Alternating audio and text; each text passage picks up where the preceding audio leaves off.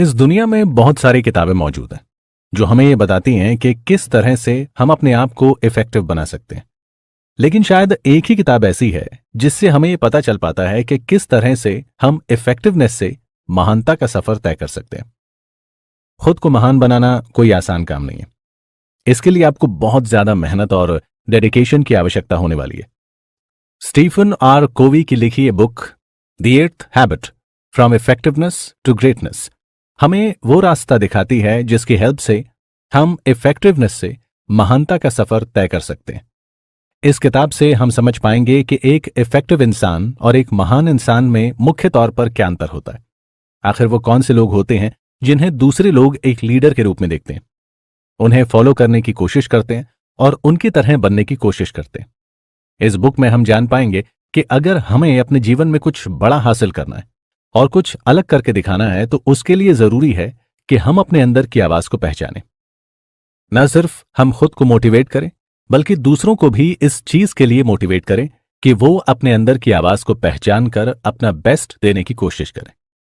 क्या आपको पता है कि हम जो कर रहे हैं और हम जो कर सकते हैं, इन दोनों चीजों के बीच में जो डिफरेंस है वो डिफरेंस ही इस दुनिया की बहुत सारी समस्याओं का जवाब लेकर आ सकता है।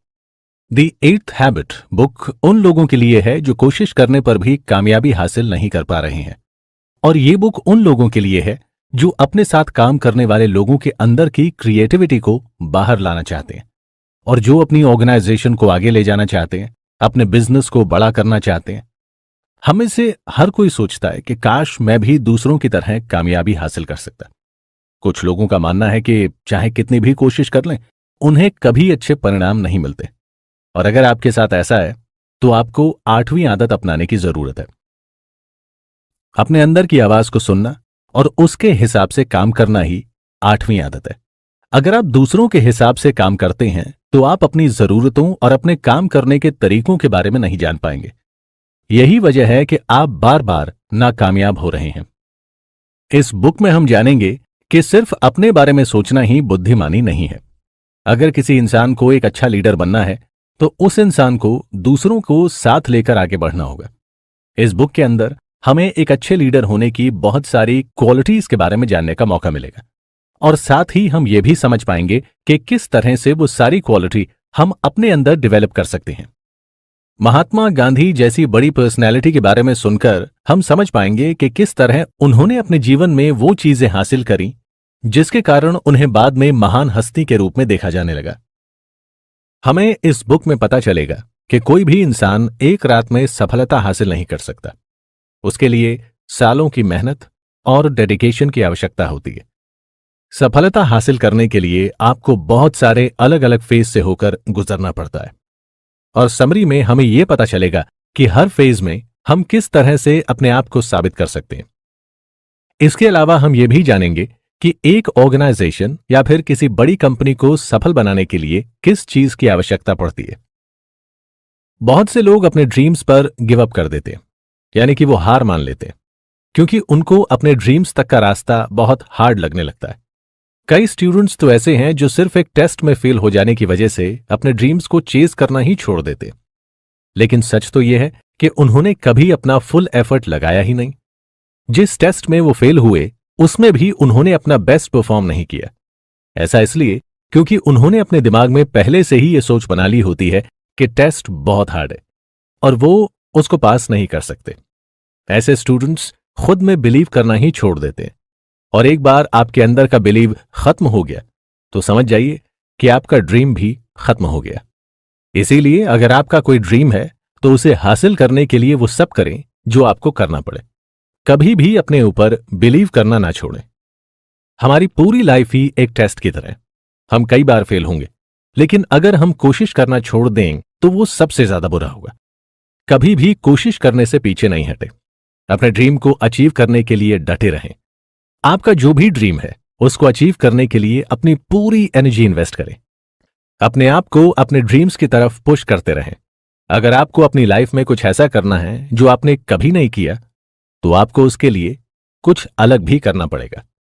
एक बार बिल गेट्स से किसी ने एक सवाल किया कि वो कौन सी सुपर पावर है जो वो अपने अंदर लाना चाहते हैं, तो उनका जवाब था उनके अंदर अगर बुक्स को जल्दी रीड करने की सुपर पावर हो तो वो बेस्ट होगा।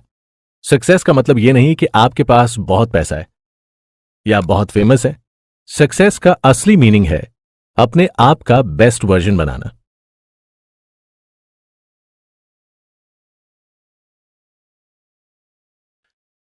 चैप्टर 1, अपने अंदर की आवाजों को सुनिए।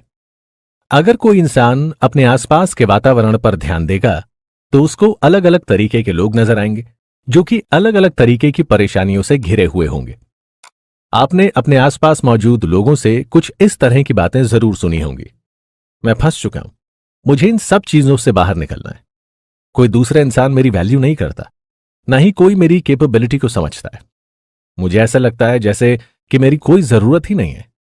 शायद मैं किसी काम के लायक ही नहीं हूं। मैं बहुत ज्यादा अकेला हूं। मैं अपनी लाइफ से बोर हो चुका हूं। मैं किसी भी चीज में बदलाव लाने के काबिल नहीं हूं। ये सब वो आवाजें हैं जो आज के समय में किसी भी इंसान को उसके आसपास के लोगों से सुनने को मिल ही जाती है। ये सब स्टेटमेंट्स जो अभी हमने आपके सामने रखे, इनमें से बहुत सारे स्टेटमेंट्स के साथ तो आप खुद भी रिलेट कर ही पा रहे होंगे। आपको लग रहा होगा कि मेरी लाइफ में भी तो यही सब परेशानियां हैं। शायद इसीलिए ही एक बार किसी इंसान ने कहा था कि इंसान को सबसे नॉर्मल या फिर कहें कि जनरल चीज वो लगती है जो सबसे ज्यादा पर्सनल होती है। दुनिया में ऐसे बहुत कम लोग हैं जो कि अपने काम में पूरी तरह से इन्वॉल्व हैं और उसको एंजॉय कर रहे हैं। ज्यादातर लोग जो कि किसी ऑर्गेनाइजेशन में या फिर किसी कंपनी में काम करते हैं, उन्हें यही लगता है कि उनके ऊपर बहुत ज्यादा प्रेशर है, उनसे काम ज्यादा करवाया जाता है और उन्हें उस प्रकार से सैलरी नहीं दी जाती जितना वो डिजर्व करते हैं। आइए नजर डालते हैं कुछ ऐसे आश्चर्य करने वाले फैक्ट्स पे जो कि आपको सोच में डाल देंगे। क्या आपको पता है कि किसी भी ऑर्गेनाइजेशन में काम करने वाले सभी लोगों में से सिर्फ 37% लोग ऐसे होते हैं जिनको ऐसा एहसास होता है कि वो जहां काम कर रहे हैं उस ऑर्गेनाइजेशन का गोल क्या है। 5 में से सिर्फ एक ही इंसान ऐसा होता है जो अपनी टीम या फिर अपने ऑर्गेनाइजेशन के गोल को लेकर उत्साहित रहता है। दुनिया में जितने लोग काम कर रहे हैं उनमें से सिर्फ 50% लोग ही हफ्ते भर में काम करने के बाद अपने काम में सेटिस्फाई रहते हैं। सिर्फ 15% लोगों को यह भरोसा रहता है कि वो जहां काम करते हैं वहां पर वो दूसरों के ऊपर भरोसा कर सकते हैं। सिर्फ 20% लोग दुनिया में ऐसे हैं जो कि अपने काम करने वाली जगह पर पूरी तरह से भरोसा करते हैं। अब शायद आपको इस बात का एहसास हुआ होगा कि इंसान ने पिछले कुछ सालों में ना जाने कितनी नई टेक्नोलॉजी इजाद की है, लेकिन आज भी ज्यादातर लोग अपने काम करने के तरीके और अपनी ऑर्गेनाइजेशन से खुश नहीं है। लोग अपने काम को लेकर एक्साइटेड फील ही नहीं करते। लोग अपने काम से पूरी तरह से फ्रस्ट्रेट हो चुके हैं। दुनिया काफी तेजी से बदल रही है। आज के समय में इंसान अपनी पर्सनल और प्रोफेशनल लाइफ में जो भी चैलेंज या परेशानियां फेस करते हैं वो अलग तरीके की होती हैं। साल 1989 में एक किताब पब्लिश की गई थी, the 7 habits of highly effective people. उस किताब में इंसान के कैरेक्टर और उनकी इफेक्टिवनेस के प्रिंसिपल्स के बारे में बताया गया था। पर आजकल के समय में एक इंडिविजुअल या फिर एक ऑर्गेनाइजेशन के तौर पर सिर्फ इफेक्टिव होना ही काफी नहीं होता। अगर इंसानों को इफेक्टिवनेस से आगे बढ़ना है और इस बदलती दुनिया की जरूरतों को पूरा करना है तो उसके लिए जरूरी है कि हमें कठिन से कठिन सिचुएशन में सरवाइव करना आता हो और उनसे लड़कर जीतना आता हो। आखिर हमें 8वीं हैबिट की क्या जरूरत है? इस सब के लिए हमें डेवलप करनी होगी एक 8वीं हैबिट। यह हैबिट है अपने अंदर की आवाज को सुनना और साथ ही साथ दूसरों को इंस्पायर करना कि वो भी अपनी आवाज को सुने। हमारे अंदर की जो आवाज होती है उसमें इंटेलिजेंस और होप की कोई कमी नहीं होती। आज की फ्रस्ट्रेशन से भरी लाइफ में ये आवाज हमारे लिए सुकून का काम कर सकती है। ये जो किसी इंसान के अंदर की आवाज होती है वो उस इंसान के टैलेंट, जरूरतों और पैशन से बन के निकलती है। आइए एक एग्जाम्पल से इसको समझने की कोशिश करते हैं। मोहम्मद यूसुफ, जिन्होंने बांग्लादेश में ग्रामीण बैंक की शुरुआत की थी, जब उनसे पूछा गया कि उन्होंने अपना विजन किस तरह से डेवलप किया तो उनका जवाब था कि ऐसा नहीं है कि शुरू में मेरे पास विजन मौजूद था। उन्होंने कहा कि अपनी लाइफ में विजन पाने के लिए उन्होंने जरूरतमंद लोगों की तरफ देखा और फिर उन्होंने उन लोगों की जरूरतों को पूरा करने के बारे में सोचा। इसी से उनके जीवन में एक विजन आया। कि उनको बांग्लादेश के गरीबों के लिए कुछ करना है। और फिर इसी तरीके से ग्रामीण बैंक की शुरुआत हुई। ये बैंक गरीबों को छोटे छोटे लोन देती है ताकि पैसों की कमी की वजह से किसी का कोई काम न रुके। आज के समय में ग्रामीण बैंक बांग्लादेश के 46,000 गांव में काम कर रही है। जब भी आप किसी बड़े लीडर के बारे में पढ़ेंगे तो आपको एहसास होगा कि उन सभी के अंदर की आवाज और उनके अंदर का विजन धीरे धीरे जन्म लेता है। किसी भी इंसान के अंदर विजन तभी डेवलप होता है जब वो अपने आसपास के लोगों की जरूरतों पर ध्यान देता है और उन्हें पूरा करने के बारे में सोचता है। जिस तरह मोहम्मद यूसुफ ने पहले लोगों की जरूरतों को समझा और फिर बाद में उसको पूरा करने के लिए उन्होंने अपने टैलेंट और पैशन की मदद ली। इस बुक समरी में हम आगे जानने की कोशिश करेंगे कि किस तरह से हम अपनी पर्सनल लाइफ और प्रोफेशनल लाइफ में आने वाली परेशानियों को खुद से दूर रख सकते हैं और किस तरह से हम अपनी लाइफ से फ्रस्ट्रेशन को निकालकर सैटिस्फैक्शन प्राप्त कर सकते हैं। चैप्टर 2, हमें समय के साथ बदलना सीखना होगा।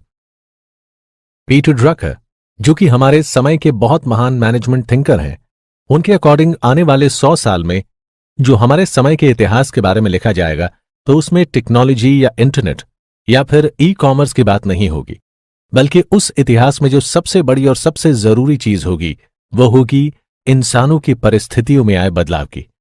इतिहास में ऐसा पहली बार हो रहा है कि इंसानों को खुद को मैनेज करना पड़ रहा है और इंसान इस चीज के लिए बिल्कुल भी तैयार नहीं है।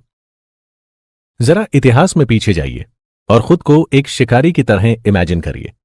अगर आप एक शिकारी होते तो आपको सुबह सुबह शिकार पर जाना होता और अपने परिवार के लिए खाने की व्यवस्था करनी पड़ती। उस समय इसके अलावा आपको किसी और चीज के बारे में कोई जानकारी ही नहीं हो रही होगी। अब जरा सोचिए कि कोई दूसरा व्यक्ति ऐसी कंडीशन में आपके पास आता है और आपको किसान बनने के लिए मजबूर करता है, तो इस चीज को लेके आपका रिस्पॉन्स क्या रहेगा? आप देखेंगे कि एक किसान के तौर पर वो इंसान पहले जमीन पर हल चलाता है, उसके बाद बीज डालता है और इतनी मेहनत के बाद भी उसको कुछ हासिल नहीं होता। इसके बाद वो बीज को पानी देता है और कुछ दवाओं का छिड़काव करता है, उसके बाद भी काफी समय तक उसको कुछ हासिल नहीं होता।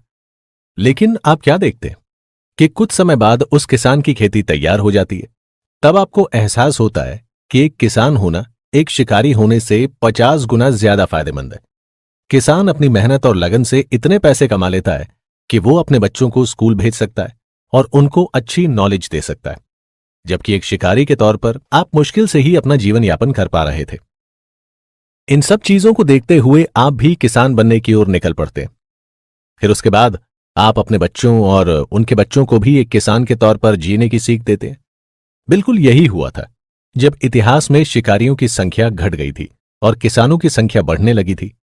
कुछ समय बाद आती है इंडस्ट्रियल एज, यानी कि वो समय जब इंसान फैक्ट्री का निर्माण करता है और चीजों का प्रोडक्शन करने के अलग अलग तरीके सीखता है। देखा जाए तो इंडस्ट्रियल एज में इंसानों की प्रोडक्टिविटी किसानों से 50 गुना ज्यादा होती है। जब आपको यह नजर आता है कि कोई इंसान नए तरह से चीजों को सीखकर आपसे ज्यादा कमा रहा है, तो लाजमी है आपको जलन तो होगी और आप ये भी चाहेंगे कि आप भी उसी की तरह बन पाए। अब आपके मन में भी एक ही सवाल आ रहा होगा कि इस इंडस्ट्रियल एज में सफल होने के लिए आपको क्या करना होगा। ऐसे समय में सफल होने के लिए आपको जरूरत होती है एक नए स्किल सेट की और सबसे जरूरी एक नया माइंडसेट। ये जानना भी काफी अहम है कि इंडस्ट्रियल एज के दौरान 90% किसान किसानी छोड़कर फैक्ट्री की तरफ मुड़ गए। अब समय आ रहा है जब इंसान धीरे धीरे इंफॉर्मेशन नॉलेज वर्कर एज की तरफ बढ़ रहा है। ऐसा अनुमान लगाया जा रहा है कि इस दौरान इंसान इंडस्ट्रियल एज से भी 50% ज्यादा प्रोडक्टिव हो जाएगा। हर ऑर्गेनाइजेशन के लिए नॉलेज वर्कर्स बहुत ज्यादा अहम होते हैं। नॉलेज वर्कर्स से हमारा मतलब उन लोगों से है जो कि किसी भी चीज की अच्छी और उच्चतम नॉलेज रखते हैं। किसी भी ऑर्गेनाइजेशन को इन्वेस्टमेंट के लिए ऐसे लोगों की तलाश होती है जिनके पास नॉलेज का भंडार हो। ऐसे लोग फोकस और क्रिएटिविटी को अपने साथ लेकर आते हैं। आजकल बेरोजगारी अपने चरम पर है। बेरोजगारी इस समय सबसे हॉट पॉलिटिकल मुद्दा बना हुआ है। लेकिन एक बात आप आज समझ लीजिए कि ये जो बेरोजगारी बढ़ती जा रही है उसकी जिम्मेदारी सिर्फ गवर्नमेंट की नहीं है। ये जो हम इंडस्ट्रियल एज से नॉलेज वर्कर एज में शिफ्ट हो रहे हैं, ये इसका कारण है कि बेरोजगारी बढ़ती जा रही है। अगर हमें आने वाले समय में सफल होना है तो उसके लिए जरूरी है कि हम एक नया माइंडसेट डेवलप करें और वो स्किल सेट अपनाएं जिसकी हमें जरूरत पड़ने वाली है। आप आज खुद से ये सवाल करिए कि आने वाले समय में अगर आपको और आपकी ऑर्गेनाइजेशन को अपनी सफलता कायम रखनी है तो उसके लिए किस किस चीज और किस किस स्किल की जरूरत पड़ने वाली है। इंडस्ट्रियल एज में मशीनों की सबसे ज्यादा जरूरत होती है। मशीनों को ऑपरेट करने के लिए इंसानों की जरूरत पड़ती है। ऑर्गेनाइजेशन को इंसानों के माइंड की जरूरत नहीं होती, क्योंकि उन्हें सिर्फ ऐसे लोगों की जरूरत थी जो मशीनों को अच्छे से ऑपरेट कर सके। इसीलिए इंडस्ट्रियल एज के दौरान इंसान सिर्फ एक चीज बनकर रह गया था। आजकल के मैनेजर इसी चीज को फॉलो करते चले जा रहे हैं। वो नॉलेज वाले लोगों को भी एक चीज की तरह देखते हैं और उन्हें उसी तरह से ट्रीट करते हैं। मैनेजर्स लोगों के पोटेंशियल को और उनकी सही वैल्यू को समझने की कोशिश ही नहीं कर रहे हैं। जब आपके सामने कोई चैलेंज होता है और आप उस चैलेंज के रिस्पॉन्स उसके बराबर एफर्ट लगा देते तो उसी को सक्सेस कहा जाता है। लेकिन अगर एक चैलेंज के बाद दूसरा चैलेंज आपके सामने आता है और आप वही पुरानी वाली स्ट्रैटेजी दोहराते हैं तो फिर एक बात समझ लीजिए कि वो सेम स्ट्रैटेजी काम नहीं आने वाली है। उसी तरह अब नॉलेज वर्कर एज में अगर आप इंडस्ट्रियल एज वाली चीजें करेंगे तो आप अवश्य फेल हो जाएंगे। चैप्टर 3। अगर आप सही समय पर सही आइडिया अप्लाई करते हैं तो उससे पावरफुल कुछ भी नहीं हो सकता। आपको क्या लगता है कि कोई भी व्यक्ति जब कुछ बड़ा अचीव करता है तो उसके पीछे क्या कारण होता है? क्या वो जन्म से ही उतना काबिल होता है? क्या उस व्यक्ति के अंदर पहले से ही टैलेंट होता है? किसी भी व्यक्ति को सफल होते हुए देखने के बाद आपके दिमाग में ऐसे सवाल जरूर आते होंगे, और ये लाजमी भी है। जब भी किसी को सफलता मिलती है तो हर कोई ये जानने के प्रयास में लग जाता है कि आखिर उस व्यक्ति ने वो सब किस तरह से हासिल किया है। किसी भी व्यक्ति की सफलता के पीछे कुछ बहुत अहम कारण होते हैं जिनके बारे में हमें जानना होगा। इस दुनिया में सफल होना उतना आसान नहीं है जितना हम सभी सोचते हैं। अगर किसी इंसान को अपने जीवन में कुछ अलग और कुछ बड़ा अचीव करना है तो उसके लिए सबसे पहले उस इंसान को खुद को बदलना होगा। इंसान को अपना कैरेक्टर, अपना एटीट्यूड बदलना पड़ेगा। इंसान को अपने अंदर पॉजिटिविटी लानी होगी। अपने अंदर कंपटीशन की भावना डेवलप करनी पड़ेगी। उसे इस काबिल बनना होगा कि वो अपने साथ साथ दूसरों को भी मोटिवेट कर सके। इंसान को अपने अंदर के टैलेंट और अपने मजबूत पक्षों को पहचानना होगा। कोई भी इंसान यूं ही सफल नहीं होता। सभी की शुरुआत शून्य से ही होती है। आप किसी भी महान इंसान के बारे में पढ़ेंगे तो आपको पता चलेगा कि उस व्यक्ति ने भी पहले छोटे छोटे कदम लिए और उन जिम्मेदारियों को सही तरीके से संभाला जो कि उनको दी गई थी। तब जाके कहीं उनको सफलता मिली। जब कोई व्यक्ति छोटी छोटी जिम्मेदारियों को सही तरीके से हैंडल करता है तो फिर वो दूसरों का भरोसा जीतने में कायम होता है। और अगर सामने वाला व्यक्ति आपके ऊपर भरोसा करेगा तभी वो आपको बड़ी जिम्मेदारियां देगा। बड़ी जिम्मेदारी ही आपको बड़ा बनाती है। अगर आप उन जिम्मेदारियों को सही तरीके से सफलतापूर्वक हैंडल करते हैं तो दूसरे व्यक्ति का भरोसा आपके ऊपर और भी ज्यादा मजबूत होता है। ऐसे व्यक्तियों में एक खास बात होती है कि ये लोग कभी छोटी छोटी चीजों की वजह से अपने टारगेट से भटकते नहीं हैं। ये लोग एकदम फोकस्ड होते हैं। अब आपके मन में ये सवाल आ रहा होगा कि किस तरह से कोई भी व्यक्ति ये एटीट्यूड डेवलप कर सकता है कि उसको किसी नेगेटिव चीजों से फर्क ही ना पड़े और वो अपने गोल पर पूरी तरह से फोकस रह सके। जब आप अपने अंदर के टैलेंट और स्ट्रेंथ को पहचान लेते हैं तब आपको इस बात का एहसास होता है कि आप जिन चीजों को लेकर परेशान होते हैं वो चीजें ऐसी ही हैं जिन पर आपको ज्यादा ध्यान देना ही नहीं चाहिए। अपने आप को जानने के बाद आपको ये साफ नजर आने लगता है कि कौन सी चीजें आपके और आपके गोल्स के लिए जरूरी हैं और कौन सी चीजें ऐसी हैं जो आपको आपके टारगेट से दूर ले जाने का प्रयास करती हैं। जब आप खुद को अंदर से पूरी तरह से जान लेते हैं तब आप अपने विजन को पहचान पाते हैं और उसके बाद ही आपके अंदर कुछ बड़ा अचीव करने की हिम्मत पैदा होती है। आप ऐसी चीजें करने लगते हैं जो कि आपके टैलेंट के साथ मेल खाती हैं। कम शब्दों में कहें तो आप अपने अंदर की आवाज सुनने लगते हैं और फिर उसके अकॉर्डिंग आप कुछ बड़ा अचीव करने के प्रयास में लग जाते हैं। अगर आपको अपनी लाइफ में कुछ बड़ा अचीव करना है तो उसके लिए यह बहुत जरूरी है कि आप अपने अंदर की आवाज को पहचानें और साथ ही साथ आप अपने साथ काम करने वाले लोगों को भी इस बात के लिए इंस्पायर करें कि वो अपने अंदर की आवाज को सुने और फिर उसके अकॉर्डिंग ही आगे काम करें। कई बार आपने लोगों को सुना होगा कि हर इंसान के सामने दो रास्ते होते हैं। एक वो रास्ता होता है जो कि ज्यादातर लोग चुनते हैं, और एक वो रास्ता होता है जो कि बहुत कम लोग चुनते हैं। यही वो पॉइंट होता है जब आपको डिसाइड करना होता है कि आप कौन से रास्ते पर जाएंगे, क्योंकि नॉर्मल लोग जो होते हैं वो ज्यादा लोगों वाला रास्ता चुनते हैं क्योंकि उसमें रिस्क कम होता है। लेकिन एक बात आपको ध्यान में रखनी होगी, जहां पर रिस्क कम होता है वहां पर कुछ बड़ा अचीव करने के मौके भी आपको कम ही मिलेंगे। और अगर आप कम लोगों द्वारा चुने गए रास्ते की ओर जाते हैं तो आपके पास मौके बहुत होंगे। थोड़ा रिस्क होगा, लेकिन आपके पास हर मोड़ पर सफल होने का मौका होगा। हम सभी के अंदर कुछ बड़ा करने का पोटेंशियल मौजूद होता है। बस हमें खुद को अच्छे से जानना है और अपने टैलेंट और स्ट्रेंथ को पहचान कर उसी के साथ आगे बढ़ना है। बहुत से लोग ऐसे होते हैं जो खुद पर डाउट करते हैं कि वो कुछ भी नहीं कर सकते। लेकिन एक बात समझ लीजिए कि अगर आपके अंदर ये एटीट्यूड और ये जज्बा है कि आप कुछ भी अचीव कर सकते हैं, तो आपको बड़ा बनने से कोई नहीं रोक सकता। आपको ज्यादा कुछ नहीं करना है, बस दो चीजों पर फोकस करना है। सबसे पहली चीज, आपको अपने अंदर की आवाज को पहचानना है और सही नेचर को पहचानना है। आपको यह जानने की कोशिश करनी है कि आपके पास ऐसा कौन सा टैलेंट है जो जन्म से मौजूद है, और उसके बाद अपने अंदर की आवाज को आपको दुनिया के सामने एक्सप्रेस करना है। एक डिसिप्लिन के साथ आपको अपने विजन पर काम करना है।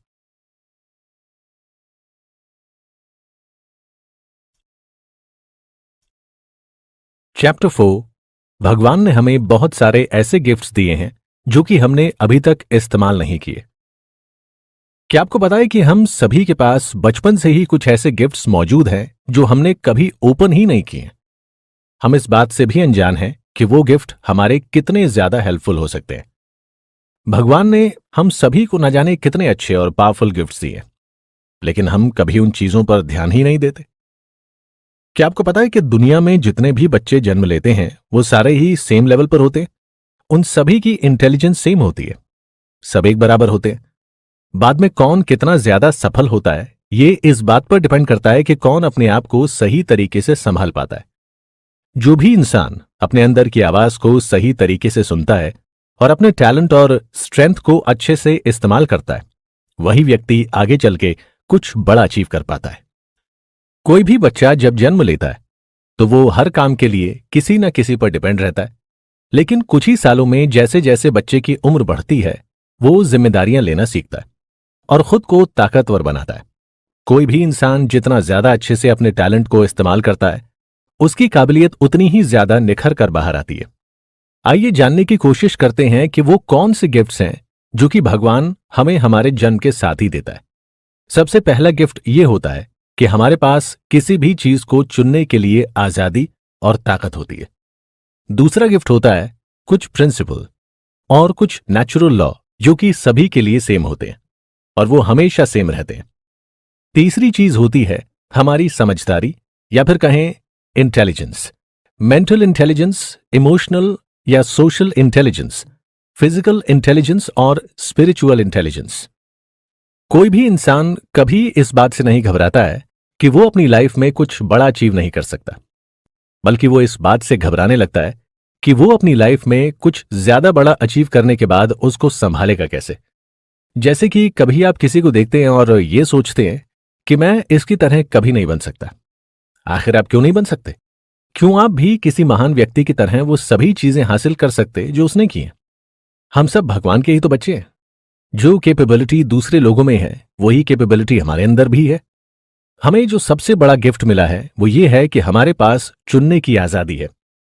अगर आप ध्यान से इस बुक के बारे में जानेंगे और समझेंगे तो आपको एहसास होगा कि इस बुक में जो सबसे महत्वपूर्ण चीज लोगों को समझाने की कोशिश की गई है वो ये है कि सभी लोगों के पास ये आजादी मौजूद है कि वो अपने मन से कुछ भी चुन सकते हैं और अपने मन से किसी भी चीज को रिजेक्ट कर सकते हैं।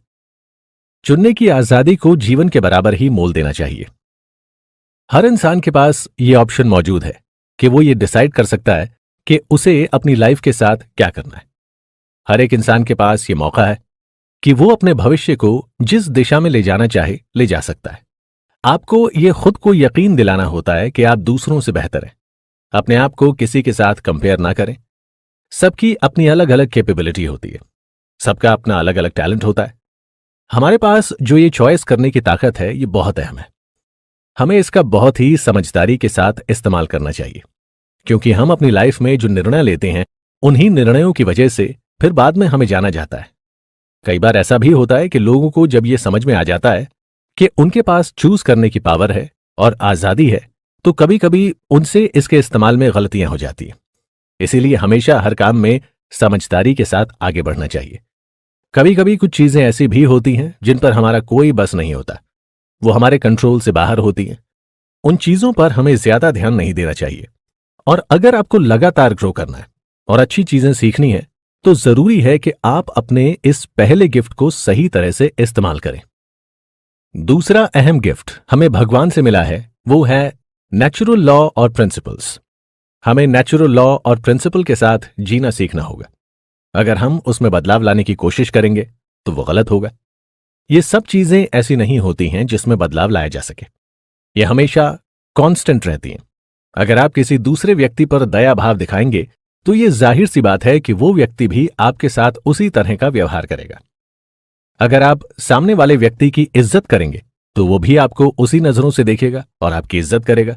इन्हीं चीजों को कभी ना चेंज होने वाले प्रिंसिपल्स की तरह देखा जाता है। बात करें नेचुरल लॉ की, तो आप इन्हें कभी इग्नोर नहीं कर सकते। आपके पास नेचुरल लॉ के चुनाव को लेकर कोई चॉइस मौजूद नहीं होती। आपको चाहे पसंद हो या फिर ना हो, आपको उनके अनुसार ही अपनी लाइफ जीनी पड़ेगी। जैसे बात करते हैं ग्रेविटी की, आप कभी भी ग्रेविटी के अगेंस्ट नहीं रह सकते। आप जो भी चीजें करते हैं उसमें ग्रेविटी की एक बहुत बड़ी हिस्सेदारी होती है। दुनिया में ऐसा कोई भी काम नहीं है जो बिना ग्रेविटी के किया जा सके। इसीलिए हमें नेचुरल लॉ की रिस्पेक्ट करनी चाहिए और उनके साथ ऑपरेट करना आना चाहिए। अब बात करते हैं तीसरे और काफी अहम गिफ्ट की, जो कि है हमारी इंटेलिजेंस या फिर कहें कैपेसिटी। नेचर 4 अहम चीजों से बना होता है: शरीर, दिमाग, दिल और आत्मा। शरीर के साथ जुड़ी होती है हमारी शारीरिक क्षमता, दिमाग के साथ जुड़ी होती है हमारी मेंटल इंटेलिजेंस, दिल के साथ जुड़ी होती है हमारी इमोशनल इंटेलिजेंस और आत्मा के साथ जुड़ी होती है हमारी आध्यात्मिक इंटेलिजेंस। अगर हमें अपनी लाइफ में कुछ बड़ा हासिल करना है तो उसके लिए हमें इन चारों को साथ लेकर चलना पड़ेगा। जब हम मेंटल इंटेलिजेंस की बात करते हैं तो लोगों को लगता है कि मेंटल इंटेलिजेंस का मतलब यही होता है कि वो चीजों को सही तरह से समझ सके, उसको एनालाइज कर सके और फिर उसके अकॉर्डिंग काम कर सके। अगर आप मेंटल इंटेलिजेंस के बारे में ध्यान से पढ़ेंगे तो आपको पता चलेगा कि ये एक कितना बड़ा समूह है जिसके बारे में आपको जानना होगा। अगर आप बात करें फिजिकल इंटेलिजेंस की, तो ये सिर्फ शारीरिक क्षमता से रिलेटेड नहीं है, इसका भी बहुत ज्यादा महत्व होता है। और इमोशनल इंटेलिजेंस का मतलब यह होता है कि इंसान को खुद के बारे में कितनी नॉलेज है, वो खुद से रिलेटेड चीजों को लेकर कितना ज्यादा अवेयर है, इंसान कितना ज्यादा सोशल सेंसिटिव है। ये सब चीजें इमोशनल इंटेलिजेंस के अंदर आती हैं। अगर आप लाइफ में कुछ बड़ा हासिल करना चाहते हैं तो जरूरी है कि भगवान के द्वारा दिए गए इन तोहफों को आप इस्तेमाल करें और सही तरीके से इस्तेमाल करें। आगे हम ये समझने की कोशिश करेंगे कि किस तरह से हम अपनी आवाज को दुनिया के सामने एक्सप्रेस कर सकते हैं।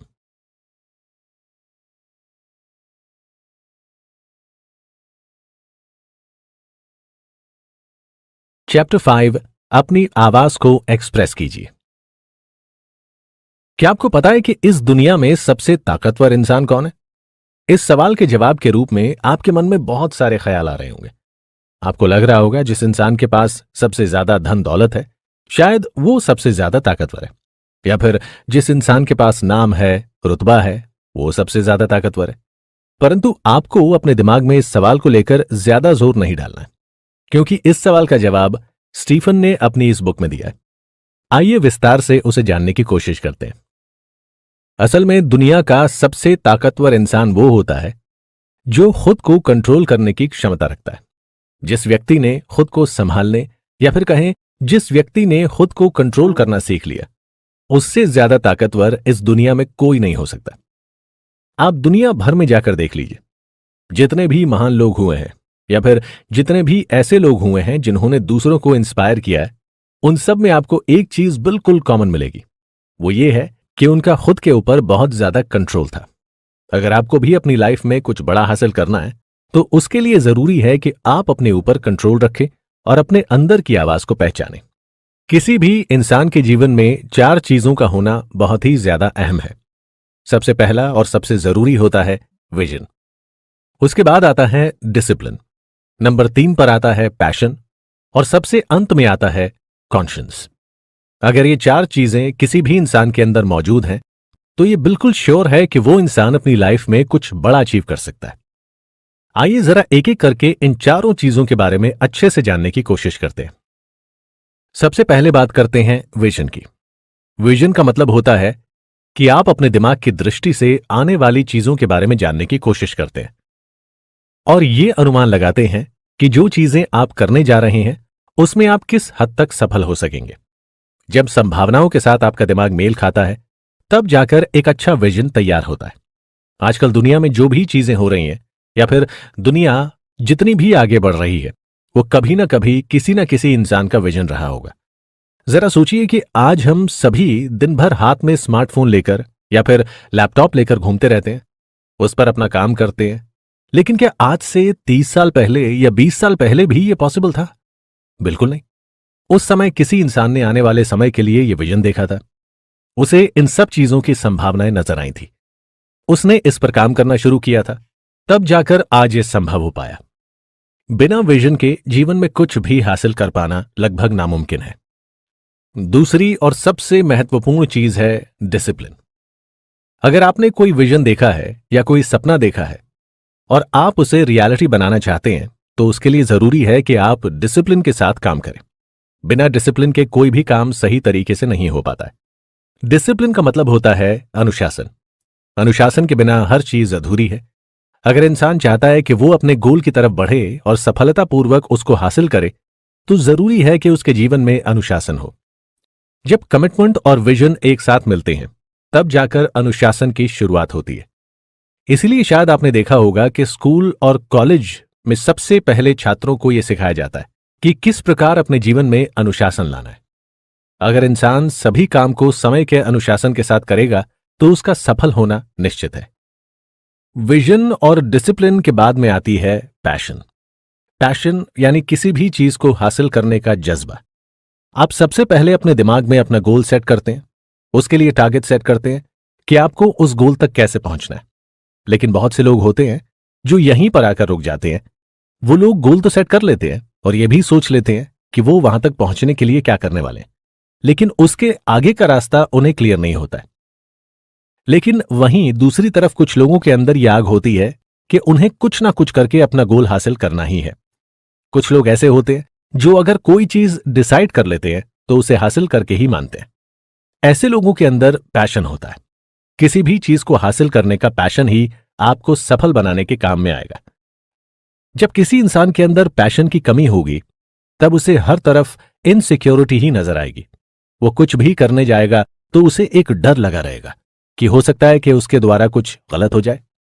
इसीलिए अगर आप चाहते हैं कि आपके जीवन में जो भी आपको हासिल करना है वो आपको हासिल हो सके तो उसके लिए विजन और डिसिप्लिन के साथ साथ पैशन की भी बहुत ज्यादा आवश्यकता है। सबसे लास्ट में बात आती है कॉन्शियंस की। कॉन्शियंस का मतलब होता है आपको यह ज्ञान होना चाहिए कि आप जो भी कर रहे हैं वो सही है या फिर गलत। हो सकता है कि आप जो चीज कर रहे हो वो आपके अनुसार सही हो, लेकिन अगर आप समाज की नजरों से देखेंगे तो आपको एहसास होगा कि कुछ चीजें ऐसी भी होती हैं जो आपकी नजरों में तो सही होती हैं लेकिन बाकी लोगों की नजरों में वो काफी गलत होती हैं। कॉन्शियंस विजन, डिसिप्लिन और पैशन के लिए एक गाइड की तरह काम करता है। किसी भी चीज को करने से पहले आपको एक बार यह जरूर सोच लेना चाहिए कि आप जो चीज करने जा रहे हैं उसका अफेक्ट सोसाइटी पर किस तरह से होने वाला है या उसका अफेक्ट उन लोगों पर किस तरह से होने वाला है जो आपके साथ रहते हैं और हर काम में आपका साथ देते हैं। ये चारों चीजें जिनके बारे में मैंने अभी आपको बताया, अगर आपकी लाइफ में हैं तो इस बात में कोई डाउट नहीं है कि आप एकदम सही ट्रैक पर हैं, क्योंकि आजकल लोग पहले ही हार मान जाते हैं। उन्हें लगता है कि वो किसी महान इंसान के जैसे नहीं बन सकते या फिर किसी बड़े इंसान की बराबरी कर ही नहीं सकते। लेकिन आपको हमेशा ये याद रखना चाहिए कि सब इंसान एक जैसे होते हैं। जन्म से सभी के पास एक ही तरह की काबिलियत होती है। बस जरूरत है इन 4 चीजों की। अगर आप विजन, डिसिप्लिन, पैशन के साथ कॉन्शियंस को अच्छी तरह से कंबाइन करके अपने गोल की तरफ काम करेंगे तो अवश्य ही आपको सफलता मिलेगी। मुश्किल हर वक्त आपके साथ रहती है, लेकिन इसका मतलब यह तो नहीं है कि आप अपने घर में छुपकर बुरे वक्त के गुजरने का इंतजार करें। आप हालात को काबू नहीं कर सकते, पर अपने हालात को बदलने की कोशिश तो कर ही सकते हैं। सबसे पहले आपको काम की जिम्मेदारी उठानी होगी। आपको यह तय करना होगा कि चाहे कुछ भी हो, आप वो काम करेंगे। कभी कभी ऐसा हो सकता है कि आप बेसहारा और कमजोर महसूस करें, लेकिन उस हालात में भी आप कुछ ना कुछ जरूर कर सकते हैं। मान लीजिए आपके बॉस आपके साथ अच्छा व्यवहार नहीं कर रहे। आप अपनी नौकरी से हाथ नहीं धोना चाहते, इसीलिए आप उनके खराब व्यवहार के लिए कुछ भी नहीं कर रहे। लेकिन इसके अलावा आप सीधे जाकर उनसे बात कर सकते हैं। इसके लिए आपको अपनी जिम्मेदारी उठानी होगी। आपको यह समझना होगा कि आपके पास हर वो ताकत है जिससे आप अपने हालात को बदल सकते हैं।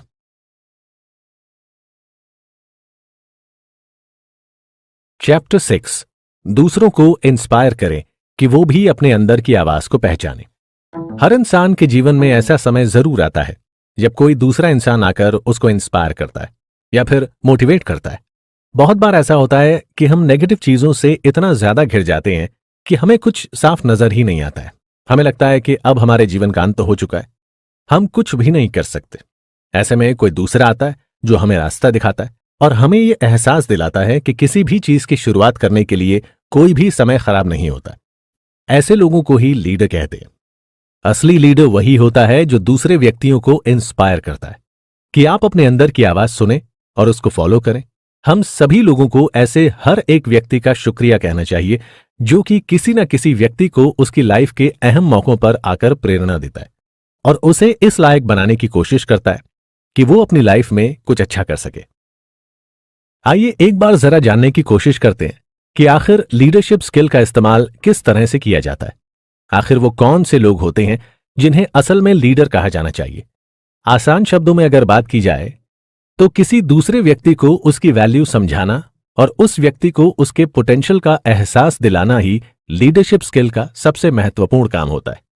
एक लीडर के तौर पर व्यक्ति को दूसरे इंसान को उसके बारे में इतना ज्यादा बताना होता है कि उसे एहसास हो जाए कि वो इस दुनिया में किसी से पीछे नहीं है। और इसके लिए जरूरी है कि एक लीडर के तौर पर पहले आप सामने वाले व्यक्ति को अच्छे से जानें। आप किसी भी इंसान को तभी अच्छे से जान सकते हैं जब आप उसके साथ सही तरीके से कम्युनिकेशन करते हैं। अगर आप अभी इंटरनेट पर सर्च करने जाएंगे तो आपको लीडरशिप के ऊपर हजारों तरह की किताबें मौजूद मिलेंगी। साथ ही साथ बहुत सारे आर्टिकल्स मिलेंगे जो आपको बताएंगे कि लीडरशिप स्किल किस तरह से डेवलप की जाती है, किस तरह से लीडरशिप को अप्लाई किया जाता है। हमें इसी बात को समझना चाहिए कि ये चीज आज के समय में कितनी ज्यादा महत्वपूर्ण है, क्योंकि जब लोग किसी चीज के बारे में बहुत ज्यादा बात कर रहे होते हैं तो इसका मतलब यह है कि वो चीज सभी लोगों के जीवन में एक अहम किरदार निभा रही है। जरा एक बार सोचिए कि जब आप स्कूल जाते हैं और वहां पर आपको अच्छे टीचर मिलते हैं जो कि आपको अच्छी शिक्षा देते हैं और अच्छे रास्ते पर ले जाने की कोशिश करते हैं, वहीं अगर आपको ऐसे खराब टीचर मिल जाएं जो कि आपको गलत तरीके से सीख प्रदान कराते हो, तो ये तो तय है कि आप गलत रास्ते पर चल पड़ेंगे। उसी तरह से एक लीडर का भी रोल होता है। अगर आपको गलत लीडर मिल जाए जो कि आपको गलत इंफॉर्मेशन देगा तो आप अपने रास्ते से और ज्यादा भटक जाएंगे। और अगर आपको कोई अच्छा व्यक्ति मिलता है जिसके अंदर अच्छी लीडरशिप क्वालिटी है तो वो आपको ऐसा रास्ता दिखा सकता है जो आपको सफलता की ओर ले जाए। बहुत से लोग मैनेजमेंट और लीडरशिप को एक समान समझने लगते हैं, लेकिन इस बुक में आर्थर स्टीफन ने इस धारणा को क्लियर किया है। दरअसल लीडरशिप में और मैनेजमेंट में बहुत ज्यादा अंतर होता है। लीडर्स वो होते हैं जो सही चीजें करने की कोशिश करते हैं, जबकि मैनेजमेंट के अंदर मैनेजर्स चीजों को सही तरीके से करने की कोशिश करते हैं। कोई भी लीडर इस बात को लेकर टेंशन में रहता है कि चीजें लोगों पर किस तरह से इंपैक्ट करेंगी, जबकि मैनेजर को हमेशा इस बात की टेंशन होती है कि कितनी जल्दी से जल्दी चीजों को कंप्लीट किया जाए। मैनेजर को इस बात से बिल्कुल फर्क नहीं पड़ता कि लोगों के ऊपर किसी चीज का क्या इंपैक्ट होने वाला है, उनको बस काम निकलवाना होता है। साधारण शब्दों में कहें तो लीडर को आर्किटेक्ट के रूप में देखा जा सकता है, जबकि मैनेजर्स को बिल्डर के रूप में देखा जाता है। आर्किटेक्ट यानी कि जो किसी भी बिल्डिंग का ब्लूप्रिंट तैयार करते हैं कि बिल्डिंग किस तरह से बनाई जाएगी और उसे किस तरह से शेप दिया जाएगा, जबकि बिल्डर्स का काम होता है कि डिजाइन के ऊपर वर्क कैसा करना है, उसी तरह से अगर जीवन की बात की जाए तो लीडर आपके जीवन को सही तरह से तराश सकता है, उसे अच्छा बना सकता है, जबकि मैनेजर्स का काम सिर्फ इतना ही होता है कि आपको जो काम दिया गया है उसे आपको कैसे कंप्लीट करवाना है। अब शायद आपके मन में यह सवाल आ रहा होगा कि क्या किसी भी इंसान को लीडरशिप के बारे में पढ़ाया जा सकता है? तो इसका सीधा सीधा जवाब है कि नहीं, कोई भी इंसान किसी को लीडरशिप के बारे में पढ़ा नहीं सकता। हालांकि अगर कोई दूसरा इंसान चाहे तो वो लीडरशिप के बारे में सीख जरूर सकता है। अगर आप चाहते हैं कि आप भी अपने अंदर लीडरशिप क्वालिटी डेवलप करें तो आपको उस व्यक्ति के काम पर फोकस करना होगा जो आपको लगता है कि एक अच्छा लीडर है। जब आप उसके ऊपर फोकस करेंगे तो आपको नजर आ जाएगा कि वो किस तरह से काम करता है, किस तरह से लोगों को हैंडल करता है, क्योंकि लीडरशिप की मेन क्वालिटी यही तो होती है कि किस तरह से लोगों को हैंडल करना है और किस तरह से उनके साथ व्यवहार करना है।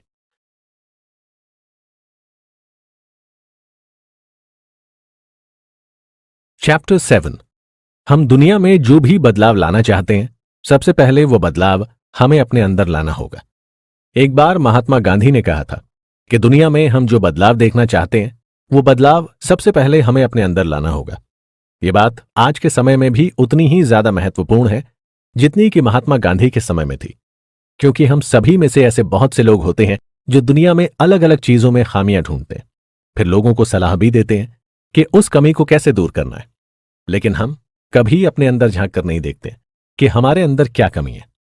जब तक हम खुद को नहीं सुधारेंगे तब तक ये दुनिया हमें कभी एक अच्छे इंसान या फिर कहें एक अच्छे लीडर के रूप में नहीं देख सकती। आपको एक मॉडल की तरह लोगों के सामने पेश होना होगा। एक मॉडल वही होता है जो इंसान एक अच्छा लीडर होता है, और एक अच्छा लीडर बनने के लिए आपको बहुत सारी क्वालिटी अपने अंदर धारण करनी होगी। अभी पिछले चैप्टर में हमने आपको बताया कि किस तरह से आप एक अच्छे लीडर के रूप में लोगों के सामने प्रस्तुत हो सकते हैं, और जब इंसान एक अच्छा लीडर बन जाता है तो लोग उसे मॉडल के रूप में देखने लगते हैं, उसे फॉलो करने लगते हैं। उस इंसान की ओपिनियन की लोग वैल्यू करते हैं। वो इंसान जब कोई बात किसी से कहता है तो उसकी बात की इज्जत की जाती है, क्योंकि लोगों को इस बात का एहसास होता है कि अगर वो इंसान कोई बात कह रहा है तो उसके पीछे कोई कारण जरूर होगा। कोई भी इंसान जब आपको एक लीडर के रूप में देखता है तो उसे पता होता है कि आप कितनी मेहनत करके उस पोजीशन तक पहुंच सकते हैं। एक मॉडल के तौर पर आप दूसरों के जीवन को बहुत ज्यादा इन्फ्लुएंस करते हैं। इन्फ्लुएंस यानी कि आप दूसरों को प्रेरित करते हैं। लोग आपको और आपके काम करने के तरीकों को फॉलो करने लगते हैं। आइए जानते हैं कि ग्रीक फिलॉसफी में इन्फ्लुएंस को किस तरह से समझाया गया है। असल में ग्रीक फिलॉसफी में इन्फ्लुएंस को 3 शब्दों के अंदर समेट दिया गया है। पहला शब्द है एथॉस, तो दूसरा है पैथॉस, और तीसरा शब्द है लोगोस। एथॉस मतलब आपका एथिकल नेचर, यानी कि लोगों के सामने आपकी क्या वैल्यू है, लोग आपके ऊपर कितना ट्रस्ट करते हैं, आपके अंदर कितना कॉन्फिडेंस शो करते हैं। जबकि पैथॉस का रिलेशन होता है फीलिंग्स के साथ। एक अच्छा मॉडल वही होता है जो अपने साथ वाले व्यक्ति की फीलिंग्स को समझ सके कि वो चाह क्या रहा है और उसे किस तरह से काम करना पसंद है। एक अच्छा मॉडल होने के लिए आपको दूसरों के नजरिए से भी चीजों को देखना सीखना होगा, और ये जानने की कोशिश करनी होगी कि सामने वाला व्यक्ति किस तरह से कम्युनिकेट करना चाह रहा है। सबसे लास्ट में आता है लोगोस। लोगोस का आसान शब्दों में कहें तो मतलब होता है लॉजिक। एक मॉडल के तौर पर यह सबसे ज्यादा मैटर करता है कि आप जब लोगों के सामने खुद को प्रेजेंट करें या अपनी किसी बात को रखते हैं तो उसे किस तरीके से पेश करते हैं। यह बहुत ज्यादा मैटर करता है कि आप किसी भी चीज को लेकर किस तरह की सोच रखते हैं, क्योंकि आप जिस तरह की सोच रखेंगे आपके साथ वाले लोग भी आपको फॉलो करेंगे। और यह बहुत जरूरी है कि आप हर चीज को लेकर एक पॉजिटिव नजरिया बनाकर रखें, क्योंकि अगर आपके अंदर नेगेटिविटी भरी होगी तो लोग भी आपको उसी तरह से देखने लगेंगे। उन्हें लगेगा कि आप बहुत ज्यादा नेगेटिव हैं और आपको फॉलो करना उनके लिए सही नहीं है। अब आइए जरा फोकस करते हैं उन चीजों पर जिसकी हेल्प से आप खुद को इंप्रूव कर सकते हैं। सबसे पहली चीज है कि आपको जब तक कुछ ना कहा जाए उसे मत करिए। कभी कभी ऐसा होता है कि आप किसी को देखने के लिए या फिर किसी पर अच्छा इंप्रेशन जमाने के लिए उस काम को करने लगते हैं जिसे करना आपके लिए उचित नहीं है, या फिर आप कोई ऐसा काम करने लगते हैं जिसको करने के लिए आपको कहा ही नहीं गया है। तो ये बहुत जरूरी है कि आप तब तक इंतजार करें जब तक आपसे किसी काम को करने के लिए ना कहा जाए, क्योंकि कभी कभी जल्दबाजी में आप दूसरों का काम करने लगते हैं और आपको इस बात का एहसास भी नहीं होता कि हर इंसान किसी स्पेसिफिक काम को अपने ढंग से करता है। अगर आप किसी दूसरे के काम में अड़चन पैदा करने की कोशिश करेंगे तो जाहिर है कि वो काम खराब हो जाएगा। दूसरी महत्वपूर्ण बात जिस पर आपको फोकस करना है वो ये है कि जब भी आपके मन में कोई सवाल आए तो उसे पूछ लीजिए। अगर वो सवाल आपकी जॉब से रिलेटेड है तो अपने ऑफिस में अपने साथ काम करने वाले वर्कर से पूछ लीजिए, या फिर अपने बॉस के पास जाइए, उनसे उस सवाल का जवाब ढूंढने की कोशिश करिए। अगर किसी और भी चीज से रिलेटेड आपके दिमाग में कोई सवाल आ रहा है तो किसी ऐसे व्यक्ति के पास जा सकते हैं जो कि उस सवाल का जवाब आपको सही तरीके से दे सकता है। सवाल पूछने में कभी हिचकिचाना नहीं चाहिए। जनरली बात की जाए तो सवालों की दो बड़ी कैटेगरी होती है। पहले होते हैं सॉफ्ट बॉल सवाल। ये काफी इजी होते हैं और सामने वाले व्यक्ति को इनके आंसर देने में काफी आसानी होती है। इन सब सवालों का कोई खास पॉइंट नहीं होता। ये सब तरह के सवाल हमें कुछ अचीव करने में हेल्प नहीं करते। इन सब सवालों की हेल्प से आप अपने पार्टनर के सामने ये साबित कर सकते हैं कि आप उनके द्वारा बताई जाने वाली चीजों में इंटरेस्टेड हैं। अगर दो महिलाएं आपस में बात कर रही हैं तो वो एक दूसरे से ऐसे सवाल कर सकती हैं कि आखिर लास्ट टाइम आपने घर की सफाई कब की थी। यह सवाल कुछ भी साबित नहीं करेगा, लेकिन इससे यह लगेगा कि आप बात करने में इंटरेस्टेड हैं। अगर आप सिंपल और सॉफ्ट सवालों से कॉन्वर्सेशन शुरू करते हैं तो थोड़ी देर बाद आपको हार्ड सवालों पर शिफ्ट होना ही पड़ेगा।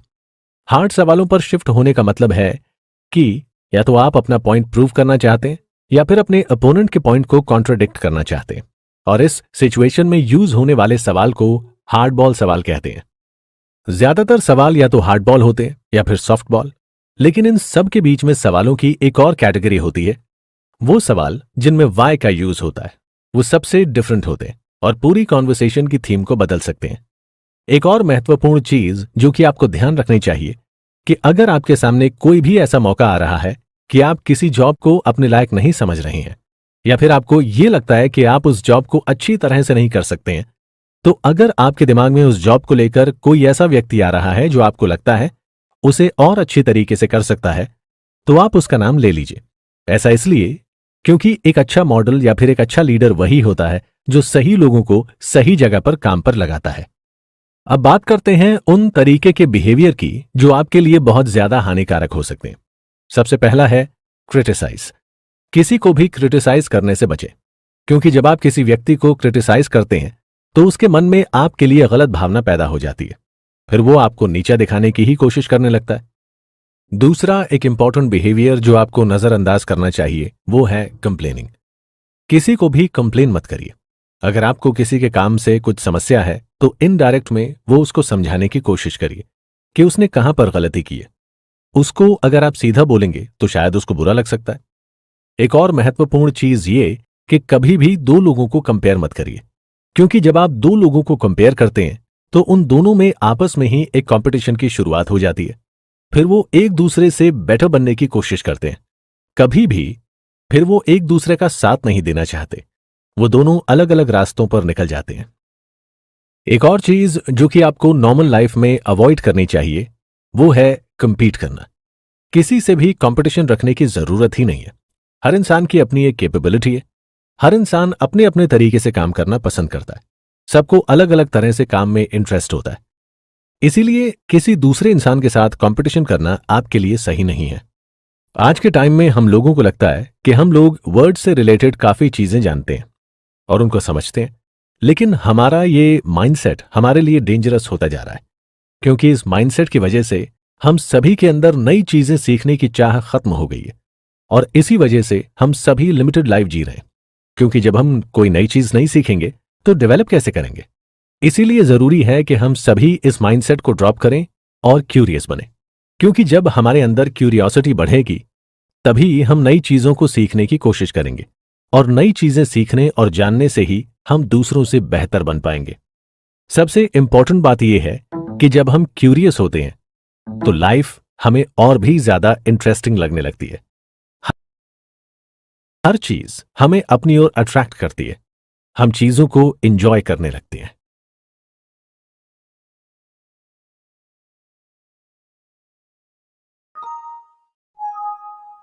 अहम होती है। जरा एक बात सोचने की कोशिश करिए कि एक अच्छे लीडर के अंदर आपको सबसे पहले क्या नजर आता है। एक अच्छे लीडर की ऐसी कौन सी क्वालिटी होती है जिसे देखकर आपको यह एहसास हो जाता है कि हाँ, ये व्यक्ति वही है जिसकी हमें तलाश थी। ऐसी कौन सी क्वालिटी है जिसे देखकर आप ये समझ सकते हैं कि वो व्यक्ति एक अच्छा लीडर बनकर उभर सकता है? अगर आप सोच रहे हैं ईमानदारी और सच्चाई, तो हाँ, आप बिल्कुल सही हैं। लेखक के मुताबिक एक अच्छे लीडर के अंदर ईमानदारी का होना बहुत ही ज्यादा जरूरी है। एक लीडर की ये सुप्रीम क्वालिटी होती है कि उसके अंदर ईमानदारी होती है, और एक ऐसी ईमानदारी जिसके ऊपर कोई सवाल नहीं उठा सकता। वो लीडर चाहे किसी भी फील्ड का हो, एक फुटबॉल ग्राउंड में कोई कप्तान हो जो कि एक लीडर की तरह परफॉर्म करता है, या फिर किसी ऑफिस में एक बॉस जिसे एक लीडर के रूप में देखा जाता है। सबके अंदर ईमानदारी होना बहुत ज्यादा अहम है। बिना ईमानदारी के आप लोगों के दिल में अपनी जगह बना ही नहीं सकते। जब आप अपने साथ काम करने वाले व्यक्तियों के प्रति ईमानदार रहते हैं, तो वो सब व्यक्ति आपके ऊपर भरोसा करने लगते हैं। जिस तरह से हर रिश्ते में भरोसा एक मुख्य किरदार अदा करता है, उसी तरह किसी भी ऑर्गेनाइजेशन में जब तक लोग एक दूसरे पर भरोसा नहीं करेंगे, तब तक उस ऑर्गेनाइजेशन का आगे बढ़ना लगभग नामुमकिन है।